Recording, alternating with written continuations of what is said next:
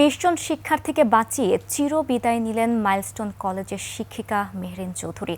রাজধানীর উত্তরা মাইলস্টোন কলেজে বিমান বিধ্বস্তের ঘটনায় মেহরিন চৌধুরীর দৃঢ় উপস্থিতি ও সিদ্ধান্ত প্রায় নিশ্চিত মৃত্যুর হাত থেকে রক্ষা পেয়েছে অন্তত ২০ জন শিক্ষার্থী।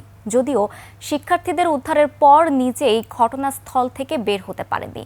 ন্যাশনাল বার্ন ইনস্টিটিউটের আইসিইউতে চিকিৎসাধীন অবস্থায় শেষ নিঃশ্বাস ত্যাগ করেন মেহরিন চৌধুরী। সিরাত আল মুস্তাকিমের রিপোর্ট। এলএমই সার্টিফাইড বিশ্বসেরা কপারে তৈরি ওয়ালটন কেবলস, যা আপনার স্থাপনাকে রাখবে সব সময় নিরাপদ। রাজধানীর উত্তরার মাইলস্টোন স্কুল অ্যান্ড কলেজে বাংলাদেশ বিমান বাহিনীর একটি প্রশিক্ষণ বিমান বিধ্বস্ত হওয়ার ঘটনায় শিক্ষিকা মেহরিন চৌধুরীর বীরত্ব ও আত্মত্যাগ এখন দেশের মানুষের হৃদয়ে গভীর রেখাপাত করেছে। প্রাণপণ চেষ্টা করে অন্তত ২০ জন শিক্ষার্থীকে মৃত্যুর মুখ থেকে রক্ষা করলেও শেষ রক্ষা হয়নি তার নিজের।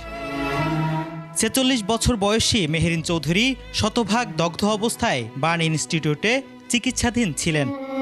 বার্ন ইনস্টিটিউট সূত্রে জানা গেছে সন্ধ্যা ৭:৩০টার দিকে তার মৃত্যু হয়। প্রত্যক্ষদর্শীরা জানান, দুর্ঘটনার পরপরই ক্লাসরুম থেকে শিক্ষার্থীদের দ্রুত সরিয়ে ফেলেন মেহরিন। তাদের নিরাপদে বের করে দিতে গিয়ে নিজে আর সময় মতো বের হতে পারেননি। মানবিকতা, সাহসিকতা ও দায়িত্বশীলতার এক অনন্য উদাহরণ হয়ে রইলেন মেহরিন চৌধুরী। শিক্ষার্থীদের জীবন বাঁচিয়ে নিজেই হারিয়ে গেলেন। একজন শিক্ষিকার এমন আত্মত্যাগ কোনোভাবেই ভোলার নয়। সিরাত আল মুস্তাকিম, ২১ টেলিভিশন, ঢাকা।